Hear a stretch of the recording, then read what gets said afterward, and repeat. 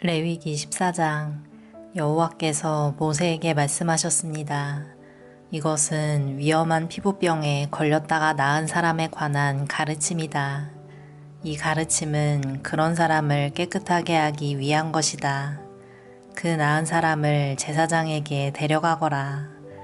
제사장은 진 밖으로 나가서 피부병에 걸린 사람을 자세히 살펴보아라. 제사장은 피부병이 나았는가를 살펴보아라. 만약 나았으면 제사장은 그 사람을 깨끗하게 하는 데 쓸 살아있는 깨끗한 새 2마리와 백향목과 진홍색 실 한 뭉치와 우슬초를 가져오게 하여라. 제사장은 새 1마리를 생수가 담겨있는 오지그릇 위에서 잡게 하여라.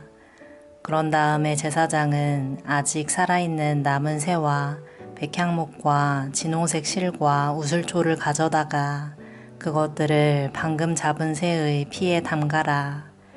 제사장은 그 피를 피부병에 걸렸던 사람에게 7번 뿌려라. 그리고 그 사람을 깨끗하다고 선언하여라. 그런 다음에 제사장은 들판으로 나가서 살아있는 새를 날려보내라.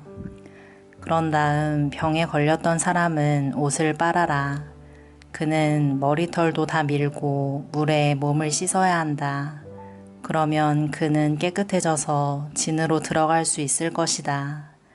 그러나 진에 들어간 뒤에도 그는 7일 동안 자기 장막 밖에 머물러 있어야 한다. 7일째 되는 날 그는 머리털을 다 밀어야 한다. 머리털뿐만 아니라 턱수염과 눈썹까지 밀어라. 자기 옷을 빨고 물에 몸을 씻어라. 그러면 그는 깨끗해질 것이다. 8일째 되는 날 피부병에 걸렸던 사람은 흠 없는 수양 2마리와 흠 없는 1년 된 암양 1마리를 가져오너라. 그는 또 곡식 제물에 쓸 기름을 섞은 고운 가루 10분의 3 에바와 기름 1록을 가져오너라. 제사장은 그 사람을 깨끗하다고 선언하여라. 그런 다음에 그 사람과 그의 제물을 여호와 앞 곧 회막 입구로 데려가거라. 제사장은 수양 1마리를 가져다가 그것을 기름과 함께 속죄 제물로 바쳐라. 제사장은 여호와 앞에서 그것을 제물로 드려라. 그런 다음에 제사장은 회막 안의 속죄 제물과 번제물을 잡는 곳에서 그 수양을 잡아라. 속건 제물은 속죄 제물과 마찬가지로 제사장의 몫이다. 그것은 가장 거룩한 것이다.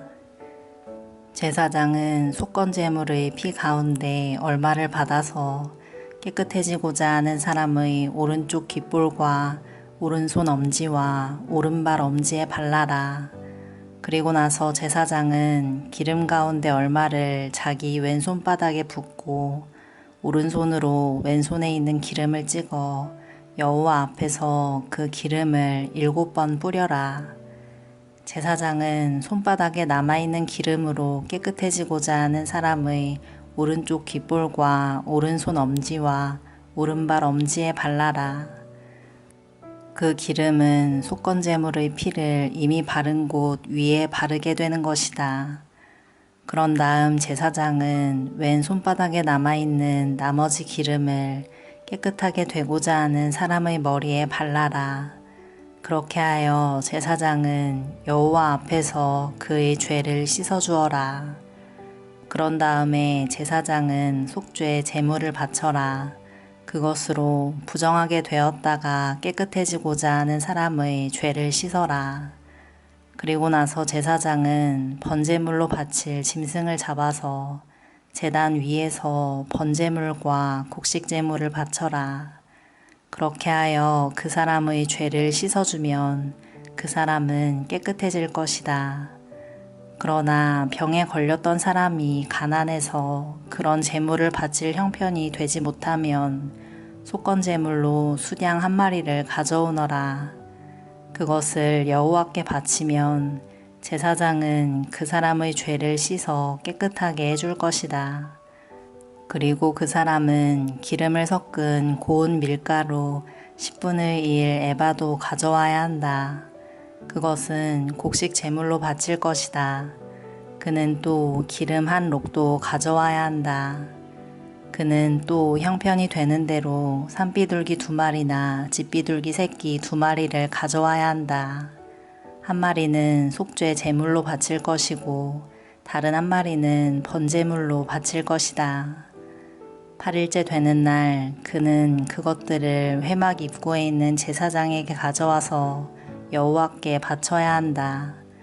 이것은 그가 깨끗하게 되기 위한 것이다.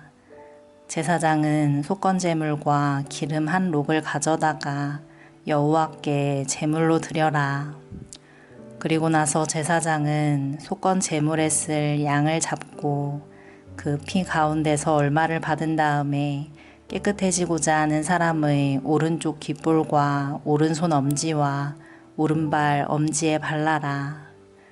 제사장은 또 그 기름 가운데 얼마를 자기 왼손바닥에 붓고 오른쪽 손가락으로 왼손바닥에 있는 기름을 찍어 여호와 앞에서 그 기름을 7번 뿌려라.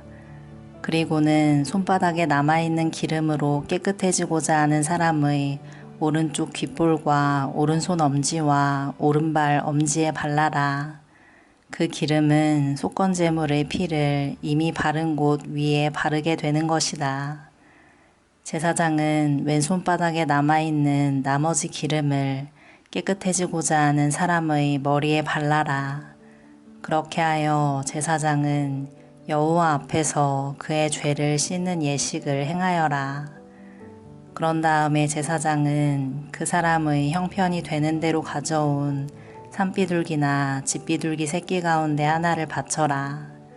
한 마리는 속죄 제물로 바치고 다른 한 마리는 곡식 제물과 함께 번제물로 바쳐라. 그렇게 하여 제사장은 깨끗해지고자 하는 사람의 죄를 씻는 예식을 행하여라.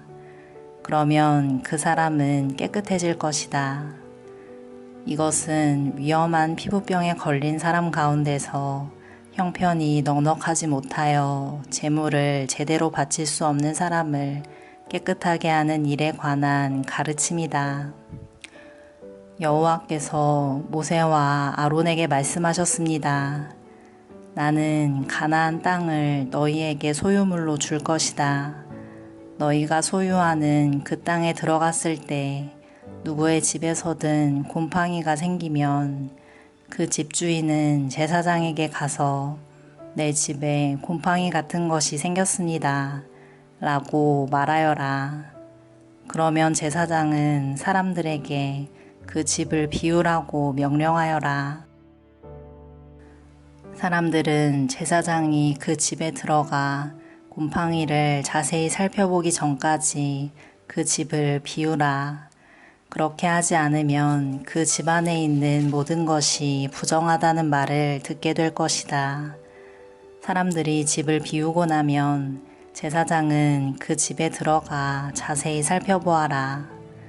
제사장이 곰팡이를 살펴볼 때 만약 집 벽에 곰팡이가 나서 푸르스름하거나 붉으스름한 얼룩이 있고 그 부분이 다른 부분보다 우묵하게 보이면 제사장은 집 밖으로 나가서 7일 동안 집을 잠가두어라.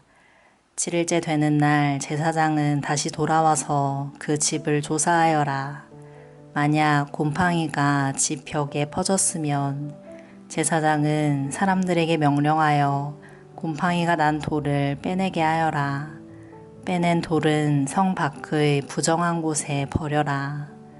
그런 다음에 집안 전체를 닦아내게 하여라. 집안을 닦을 때 벽에서 떼어낸 흙은 성 밖의 부정한 곳에 버려라. 그리고 집주인은 벽에 새 돌을 채워넣고 벽을 새 흙으로 발라라. 돌을 빼내고 새 돌을 채워넣고 흙을 바른 뒤에도 집 안에 곰팡이가 다시 생기면 제사장은 다시 돌아와서 그 집을 자세히 조사하여라. 만약 집에 곰팡이가 퍼졌으면 그것은 집에 퍼지는 위험한 곰팡이다. 그 집은 부정하다.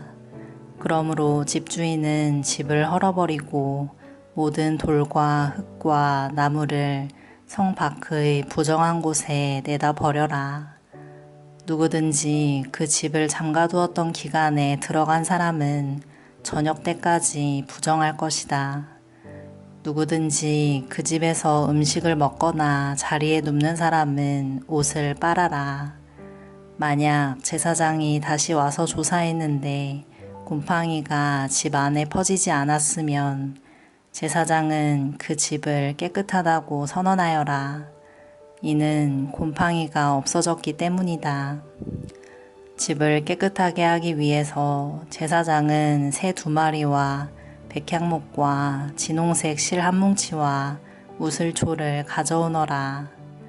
그리고 새 1마리를 생수가 담겨있는 오지 그릇 위에서 잡게 하여라. 그런 다음에 제사장은 아직 살아있는 남은 새와 백향목과 진홍색 실과 우슬초를 가져다가 그것들을 방금 잡은 새의 피와 생수에 찍어라. 제사장은 그 피를 그 집에 7번 뿌려라. 이처럼 제사장은 새의 피와 생수와 살아있는 새와 백향목과 우슬초와 진홍색 실 뭉치를 가지고 그 집을 깨끗하게 하여라.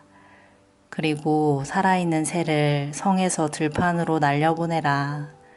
이렇게 그 집의 죄를 씻는 예식을 행하면 그 집은 깨끗해질 것이다.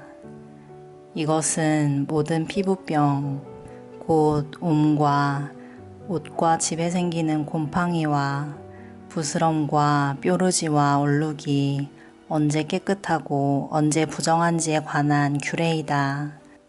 이것은 온갖 피부병에 관한 가르침이다. 아멘.